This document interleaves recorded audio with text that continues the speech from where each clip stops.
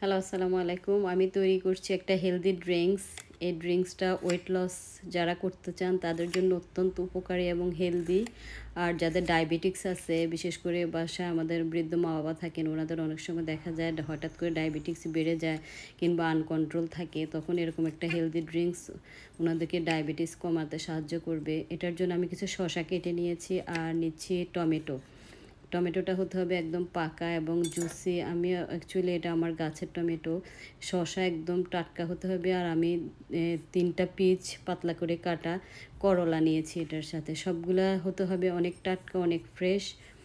আর এখন আমি একটা ব্লেন্ডার জারে সবগুলা টমেটো নিয়ে নিচ্ছি, দিয়ে দিচ্ছি 2টা পাতলা করে কাটা 2টা স্লাইস করলা, আর আমি কিছু শসা দিয়ে দিচ্ছি বেশ পরিমাণে।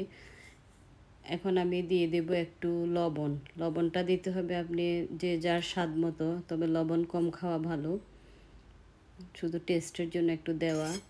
আর আমি সবগুলাকে একসাথে ব্লেন্ডারে ব্লেন্ড করে নিয়ে এগুলাকে আমি ছেঁকে নিব ভালো করে, কারণ এখানে করলা এবং টমেটোর বিচি সহ আমি দিয়ে দিয়েছি, শসারও খোসা সহ দিয়ে দিয়েছিলাম।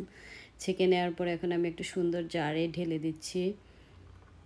এটা খেতে মোটামুটি ভালোই লাগে, খারাপ লাগে না, কারণ টক থাকে। টমেটোটা একটু বেশি দিলে খেতে অত খারাপ লাগে না, কিন্তু একটু তেতো ভাব থাকে, যেটা যাদের স্কিন ডিজিজ আছে, যাদের অ্যালার্জি আছে এবং যাদের ডায়াবেটিক্স, ওয়েট লস খুব উপকারী।